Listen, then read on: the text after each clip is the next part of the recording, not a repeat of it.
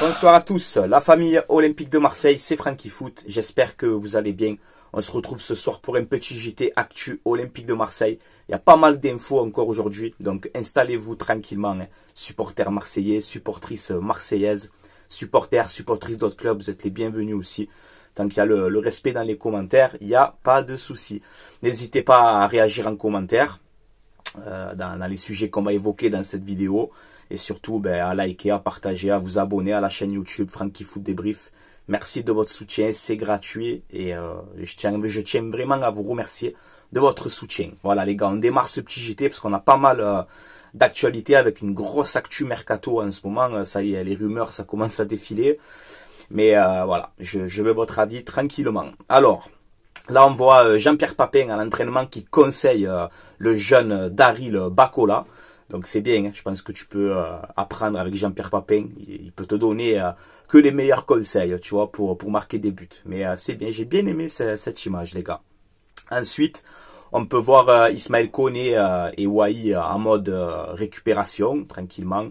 Donc vous savez que l'OM était en stage là, à Malmort, pour préparer ce match contre Monaco. Donc ils sont rentrés, je crois, ce matin, hein, il me semble. Donc j'espère que ça va servir. Surtout pour dimanche, quoi. Voilà. Là, on voit que, d'après les petites rumeurs, que Roberto De Zerbi, pour l'instant, Nadir passe devant Koné dans la hiérarchie. Hein. Ça, c'est incroyable. C'est un message qu'il a envoyé aussi, Roberto De Zerbi, à Ismaël Koné. Il n'a pas rentré contre Lens. Il a fait rentrer le petit Nadir, que j'ai trouvé très très bon. Alors, c'est plus pour le piquer aussi à Koné. Hein. On sait que De Zerbi, voilà, il aime bien, hein, il aime bien Ismaël Koné, mais peut-être que, voilà, il attend plus de lui. Et là, c'est Nadir pour l'instant qui en profite. Voilà. Donc, on verra bien, on verra bien. Là, on peut voir aussi justement que Roberto De Zerbi se pose des questions sur l'investissement au quotidien de Ismaël Koné. Voilà, il lui reproche un peu une attitude nonchalante, tu vois. Donc, bon, peut-être que tu es un peu à la légère, un peu à la cool, Ismaël Koné. Il va falloir, toi aussi, que tu travailles plus. Parce que tu es un joueur de qualité, mais voilà. On voit que le coach, en tout cas, il attend plus de toi. Donc, il va falloir t'activer aussi. Voilà. Ensuite, bon, le stage terminé, les gars. On a eu Roberto De Zerbi, Balerdi qui ont rencontré des supporters présents à Malmort. Donc voilà, l'OM, ils sont partis, je crois, mardi, mercredi, jeudi, vendredi. Je crois que c'est un stage de 4 jours, de 3 ou de 4 jours, je sais pas. Justement, pour bien préparer ce match, travailler tactiquement, être un peu, on va dire, à l'abri des regards, hein, si on peut dire ça comme ça. Alors, j'espère qu'on va être prêt pour dimanche. Voilà, ça, c'est tout ce qu'on souhaite, tu vois. Mais en tout cas, on peut pas reprocher à Roberto De Zerbi de travailler, d'essayer de trouver des solutions avec le groupe au niveau tactique, au niveau même pour l'ambiance du groupe, tu vois. Peut-être que ce stage de 3-4 jours, le fait qu'ils soient ensemble longtemps comme ça, peut-être ça va les rapprocher aussi. Et ce déclic, il va falloir battre Monaco dimanche. Si tu bats Monaco dimanche, déjà tu es deuxième de Ligue 1, et je pense que peut-être ça peut partir de là aussi. Une bonne série, surtout à domicile, parce qu'à l'extérieur, on est incroyable. Je crois qu'on est la deuxième meilleure équipe d'Europe à l'extérieur, derrière le Barça, le Bayern, un truc comme ça.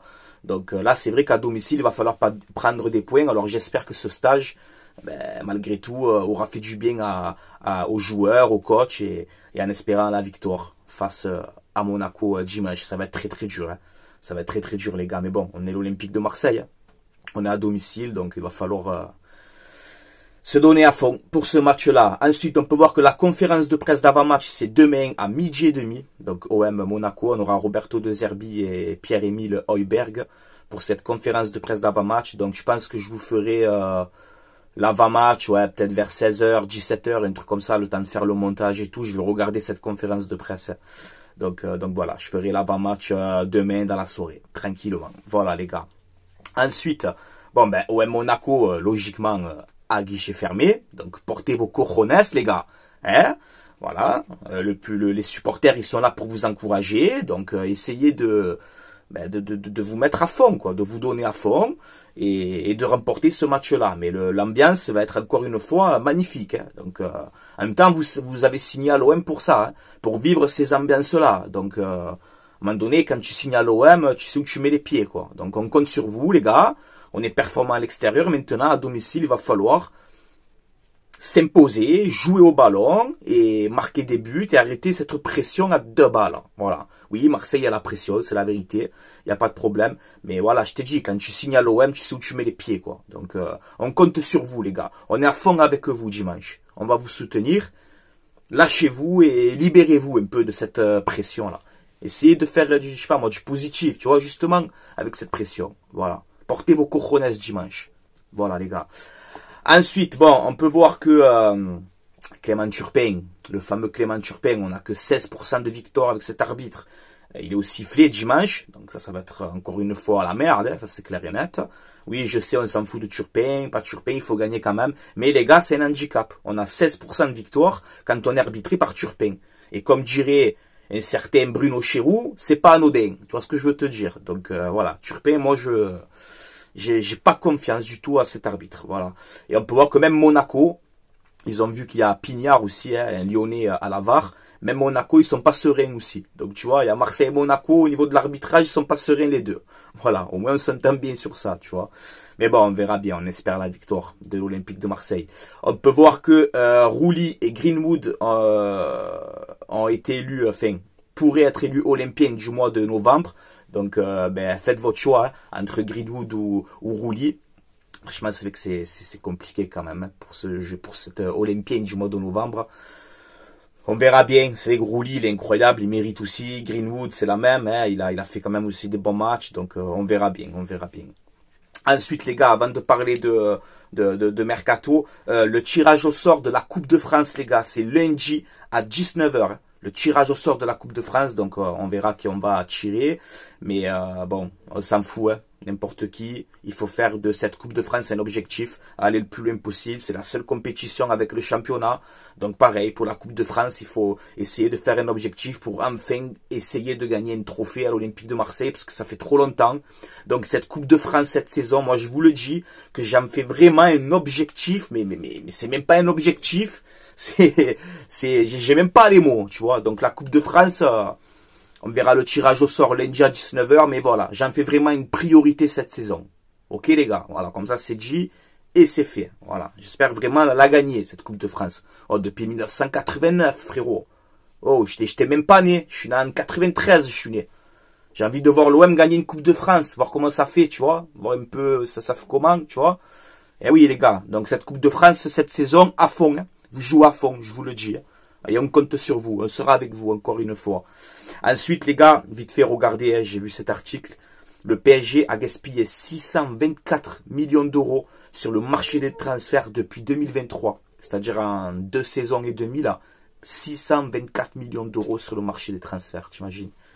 Tout ça pour gagner le championnat et pour être 25 ou 26e en Ligue des Champions. Franchement, c'est chaud. Chelsea, c'est pareil, catastrophique. Chelsea, ils sont premiers. Ils ont dépensé encore plus que le Paris Saint-Germain. Et on peut voir que Chelsea aussi, ben, c'est compliqué. Il n'y a pas de résultat. Ça jette l'argent par les fenêtres. Ça ne construit pas. Il n'y a pas de vrai projet. Enfin, voilà. Je voulais vous parler de cet article-là. Ensuite, bon, on s'en fout. On s'en bat les couilles, en fait. Je sais même pas pourquoi je parle de ça. Ensuite, les gars, on va parler de Mercato. Avant de parler de Mercato, je vais faire un petit point sur Eli Wahi. Alors, je vais essayer de pas tout dévoiler. Mais voilà, j'ai eu une petite info ce matin par un ami à moi qui connaît un ami de Wahi, hein. Voilà, je vous dis la vérité. Alors, j'ai pas envie de trop parler, tu vois. Mais Wahi, il a des problèmes aussi en ce moment. Voilà, il a des problèmes en ce moment. Je vais dire comment je peux le dire. On va dire familial. Voilà, on va dire familial. Je vais pas tout dévoiler, mais voilà, il a un gros problème. Bon, c'est pas, voilà, c'est pas un truc grave non plus, vous inquiétez pas. Mais voilà, il y a des affaires un peu extra-sportives qui fait qu'aujourd'hui, ben, c'est dur aussi pour lui de se concentrer aussi sur le ballon. Voilà, je pense que c'est ça aussi. Ouais, il est pas bien mentalement. Et après, les gars, voilà, c'est des footballeurs, hein, c'est des êtres humains comme tout le monde. Ils ont un cœur, ils ont une vie, ils ont une famille. Donc voilà, là j'ai entendu un peu que Wahi, il y a des petits problèmes. Voilà, j'espère que ça va vite s'arranger, que ça va se régler pour toi, mon petit Wahi. Et j'espère que tu vas te libérer et enfin te concentrer au ballon à l'Olympique de Marseille parce que tu es un joueur de talent. Et oui, ça me ferait chier de le voir partir en janvier parce que moi je suis persuadé que Wahi il a du talent. C'est dommage que ça se termine comme ça. Alors essaye de régler un peu on va dire ta vie privée, tu vois, d'essayer de régler tout ça tranquillement, le plus sereinement possible et te concentrer le plus possible à ton métier qui est footballeur et à l'Olympique de Marseille. Voilà. Bon bref, je peux pas détailler plus les gars parce que c'est sa vie privée et ça regarde personne. Voilà les gars. Ensuite, on va parler vite fait de Mercato. On peut voir que l'Olympique de Marseille, Pablo Longoria, Mehdi Benassia surveillent encore une fois la situation de Benoît Badiachile, le défenseur français de 23 ans de Chelsea, 1m94, gros gabarit, passé par Monaco, il connaît la Ligue 1. Pourquoi pas? Pourquoi pas? Bon, il a la cave à Chelsea, hein, il joue pas. Je t'ai dit Chelsea en même temps, c'est très compliqué là-bas en ce moment à Chelsea. C'est un peu le bordel, donc... ouais, Badiachile a tenté, c'est pas un mauvais joueur, c'est pas un mauvais joueur. Pourquoi pas? Dites-moi votre avis en commentaire, on verra bien l'issue de ce dossier dans l'avenir. On peut voir aussi que l'OM a mis à l'essai un jeune Sénégalais, il me semble, hein. C'est Makalou, il a 17 ans, c'est un milieu défensif, il est international U17 avec le Sénégal. Donc s'il y a des supporters sénégalais qui regardent cette vidéo, si vous pouvez, s'il y en a qui le fait, si vous le connaissez ou quoi, dites-moi en commentaire, parce que moi, bon, je le connais pas, hein, c'est un petit jeune. Donc là, on peut voir qu'il est à l'essai actuellement à l'Olympique de Marseille. Donc on verra bien aussi dans l'avenir si on va conserver ce jeune joueur ou pas. À lui de faire ses preuves et essayer de rester chez nous à l'Olympique de Marseille s'il a du talent. Parce que bon, s'il joue, il joue déjà avec les U17 au Sénégal, c'est que voilà, c'est qu'il doit avoir du talent, ça c'est clair et net. Donc on verra bien, à surveiller. Ensuite les gars, on a une déclaration de, c'est Andreas Pereira, hein, le milieu de terrain brésilien de Fulham. Bon, il a fait plusieurs clubs dans sa carrière, rappelez-vous, je crois que c'est cet été, son nom avait déjà un peu circulé à l'Olympique de Marseille. Alors il te fait cette déclaration, Pereira, il te dit voilà, j'ai discuté avec l'OM cet été, bon malheureusement ça ne s'est pas fait, mais j'espère aller à l'OM en janvier, alors, carrément, tu vois, au moins c'est réglé, lui il va droit au but, il n'a pas le temps, parce que voilà, toujours pareil, Roberto De Zerbi, un coach qu'il adore. Pourquoi pas, c'est un joueur d'expérience, c'est un bon joueur de ballon, assez polyvalent, hein, il peut jouer un peu partout, ce joueur-là. Il peut jouer dans un milieu à 3, il peut jouer en numéro 10, il peut dépanner, je crois que c'est sur le côté gauche aussi. Donc voilà, un joueur assez intéressant, d'expérience aussi, c'est ce qu'on manque à l'Olympique de Marseille. Pourquoi pas. Si, ouais. Dites-moi votre avis en commentaire, si vous validez ce profil-là, mais en tout cas, lui, il est bouillant pour venir. Alors là, ça recommence, les gars. Le mercato, il approche. Il y a des déclarations de partout, des rumeurs de partout. Mais l'OM, il va être actif hein, sur ce mercato d'hiver. Je vous le dis. Ça, c'est clair et net. On va finir cette vidéo avec une dernière info. Alors, celle-là, elle est sortie hier soir. Hein. Alors, hier, on a parlé de Raspadori, l'attaquant de Naples, qui est vraiment courtisé par l'Olympique de Marseille. On a parlé aussi de Danilo, le défenseur de la Juve, comme quoi l'OM aurait fait une offre à la Juventus. Là, aujourd'hui, on parle de Badiachile, on parle de Pereira qui fait cette déclaration. Et là, ce soir, dans la journée, là, on a cette info qui est sortie, comme quoi l'OM serait bien avancé dans le dossier Nicolo Fagioli, le milieu central de 23 ans de la Juventus, 1m78 italien, droitier, 10 matchs sur 13 cette saison avec la Juve, donc il fait des rentrées quand même. Valeur estimée en transfert de 20 millions d'euros. Donc voilà, on peut voir que l'OM est avancé dans ce dossier, concurrence avec Naples aussi, tu vois. Mais voilà, l'OM est en avance dans ce dossier-là. Alors oui, c'est vrai, il faut se renforcer défensivement. Il faut se renforcer peut-être aussi, justement, peut-être au milieu de terrain, même si c'est pas une priorité, je l'avoue. Hein. Tu as quand même Rongier, Højbjerg, Rabiot, Koné, Nadjir, Harit. Ça fait beaucoup quand même au milieu de terrain. Donc bon, ça parle de Pogba, là, ça parle de Fagioli. Non, intéressant, c'est un joueur très intéressant avec aussi un gros caractère. C'est un jeune, je regardais jouer, c'était la saison dernière, il me semble. Hein. Il me semble que c'était la saison dernière où j'ai vu quelques matchs de lui. Un joueur intéressant, 23 ans, hein, jeune à fort potentiel. Mais c'est vrai que voilà, si tu recrutes des milieux de terrain, il va falloir des départs au milieu. Hein, ça c'est clair et net. Parce que au milieu de terrain, je t'ai dit, c'est vraiment pas une priorité pour l'instant, mais voilà. Ça fait plaisir en tout cas de voir des noms comme ça. Ça prouve que l'OM travaille. Bon, c'est beaucoup le réseau Serie A, hein, logique. Hein. Mehdi Benassia, Pablo Longoria, Ravanelli, De Zerbi. Donc c'est beaucoup le réseau Serie A, hein, c'est logique. La Juve aussi, il y a des bons coups à faire là-bas. On sait qu'on a de bonnes relations avec la Juve, on a de bonnes relations avec la Roma. Mais voilà, on verra bien. En tout cas, l'OM travaille, les noms commencent à circuler. On va laisser l'OM travailler, la direction travailler. Mais je le dis, priorité, se renforcer défensivement et aussi, pourquoi pas, en attaque aussi. Tu vois, pourquoi pas se renforcer offensivement aussi. Parce que je sais pas si on se rend compte, mais Mopé et Wai, ils ont mis 2 buts, quoi. 2-3 buts, les 2 attaquants, quoi. Donc oui, il faut se renforcer défensivement, ça c'est une obligation. Au milieu de terrain, ben, si tu peux faire un Pogba, un Fagioli, un truc comme ça, ben pourquoi pas vendre Harit et tout, etc. Aussi faire des choix, les gars, hein, pourquoi pas aussi. Et en attaque, il faut te renforcer. On a Mumbagna qui va revenir. Là, on a Mopé, on a Wai. Alors Mopé, ça va, hein, franchement, il se bat.